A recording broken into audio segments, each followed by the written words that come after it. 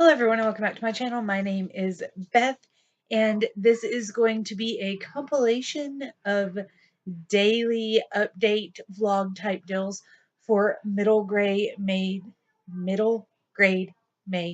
I don't know why I'm having such a problem with that. Middle grade May reads. Ah.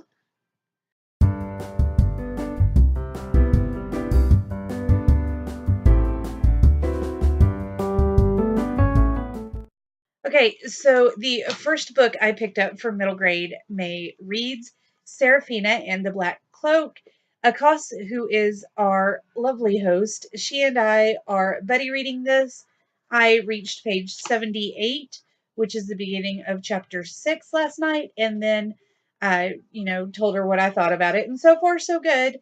It was really hyped up upon release, and honestly, last night, right before I picked the book up, I went on to my Facebook, and there was actually an ad with the book trailer for Seraphina and the Black Cloak by Robert Beatty.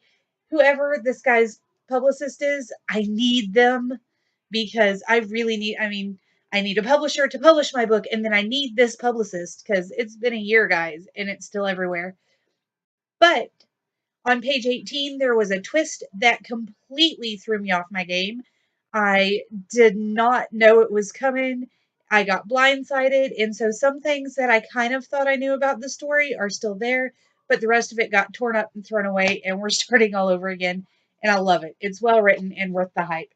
The other one I'm working on, I'm on page 72 of Firefly Code by Megan Fraser Blackmore. This one was released this year, just last month, I think.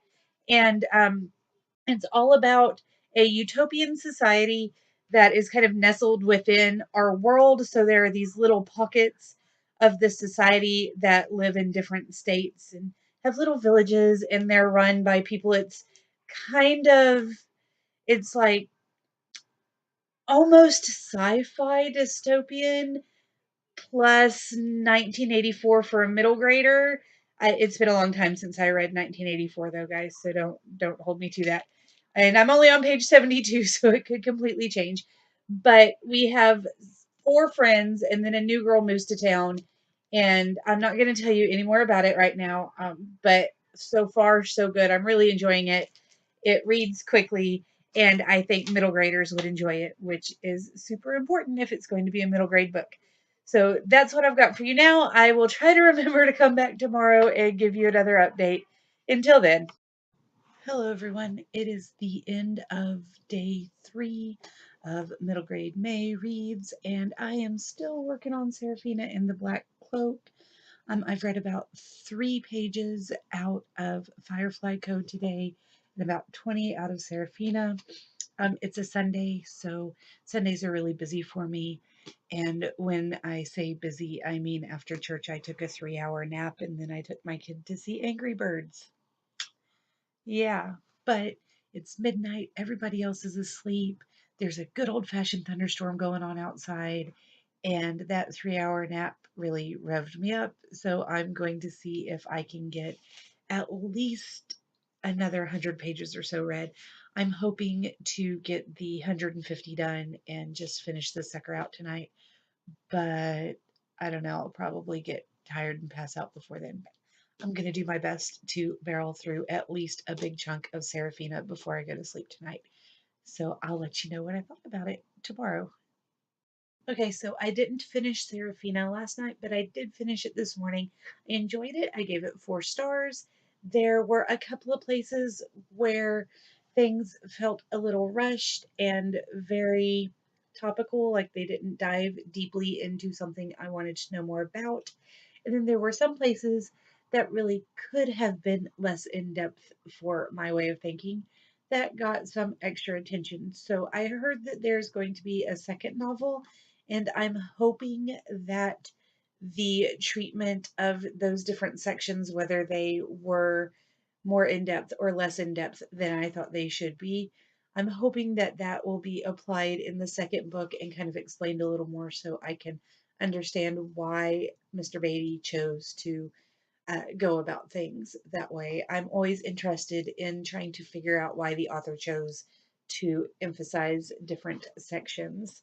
Um, But I did finish that this morning, and I know that Akos finished it last night because she is a just go getter. She got excited, got into the book, and finished it about 24 hours before I did. But that's all right. That's okay. We were reading it together and we finished it within a day of each other. So I think that's pretty much goals. The other book I'm reading, as I've said before, is Firefly Code by Megan Fraser Blakemore. And this is a Bloomsbury Press book. And I mentioned that it has kind of a dystopian feel. And I want to explain a little bit more now that I'm over halfway through the book. What I meant by that is that this is a book about little utopian society that they have pocket communities throughout the United States. And these pocket communities are made up of people that belong to the Creta Corporation and work for them. And then it's them and their families. And they're in these communities that are basically gated off from everybody else. And they are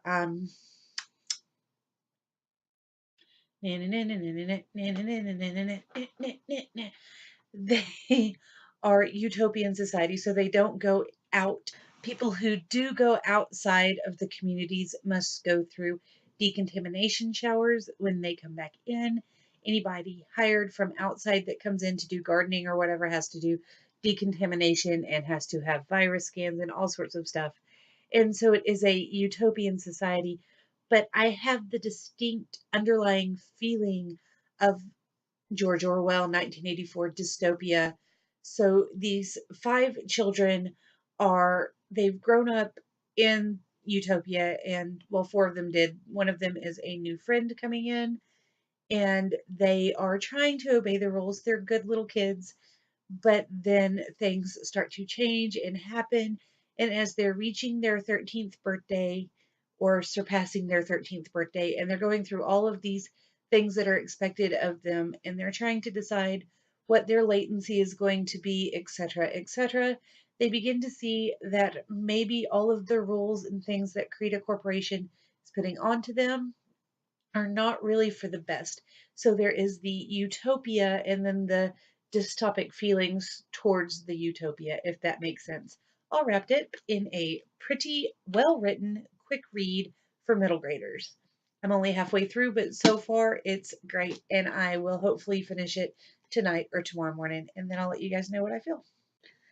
Okay, guys, sorry for the disheveled appearance, but I powered through the second half of Firefly Code tonight. It is 2:17 in the morning, and I finished it a few minutes ago. So the dystopian elements that I was picking up on, they do remain very slight. They never come out just hugely, but there is a big twist of what they have to do towards the end of the book that brings about a large change and takes them out of the utopian type of understanding and feel of their home, as well as actually beginning the journey outside of their utopia into the real world. So it's very interesting, and I really, really hope that this is not a standalone.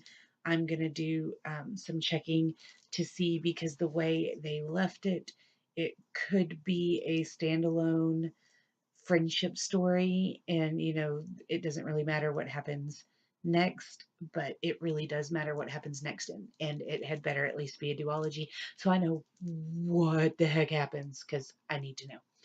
But I did finish it, so I'm putting that aside, and I'm going to pick up Deep Wizardry next. This is the second in the I always call it the So You Want to Be a Wizard series, but it's actually called the Young Wizard series by Diane Duane. The first book is So You Want to Be a Wizard. And like I've said a few times, I always thought that it was like a duology or a trilogy. And last time I was at the library to pick this one up, I realized there are actually 9 books in the series. So that's going to be a lot of fun. But anyway, I'm going to pick this one up next, followed probably by Night Gardener, because that one keeps looking at me. But this one was first. So I will see you guys again soon. Good night. It has been a day for BookTube and for reading, guys. I mean, seriously. It is Tuesday the 24th, so most of you will know what's been going on. I'm not going to go into it, but it was like a little soap opera and very interesting, and I lost probably an hour's worth of reading my middle grade reads because I was reading Twitter and comments on videos, and yeah. But I did get the first 77 pages of Deep Wizarding read.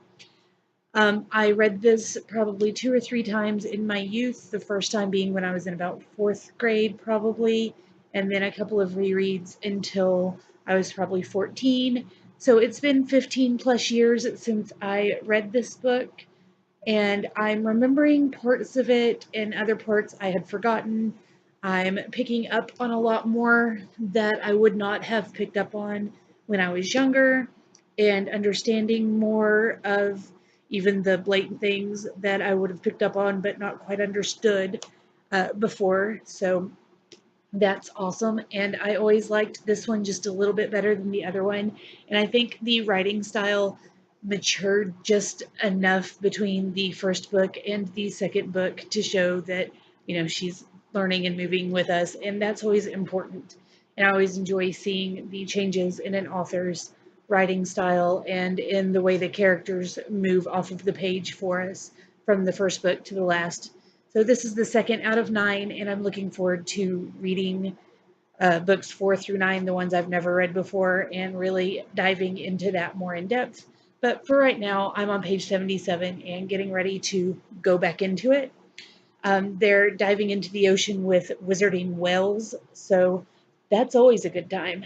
And then I did start an audiobook today, and it is Something Dandelion. It is the second book in the 100 Cupboards series trilogy by N.D. Wilson, and I listened to the first 3 chapters, and I don't remember the full name of the book, but it picked up a month after the first book started, so a couple of weeks after the first book ended, and it picked up very quickly and just pulled you right into the story. I can already tell that the first book was major setup, and this book is going to have a lot more action in it, which makes me super excited. So I am looking forward to listening to more of that when my phone charges, because I kind of ran the battery out. But anyway, I am going to say goodbye and enjoy the air conditioning in here. This is our guest room that I'm in. That's why I'm kind of laying all higgledy-piggledy on a bed. This is our guest room. It's the only room in the house other than my mother's sewing room that currently has an air conditioner in the window. And with my grandparents going to be here in a couple of hours, we turn the air conditioner on, and I'm hiding out with it. So I'm going to shh and read my book. And I'll see you guys tomorrow.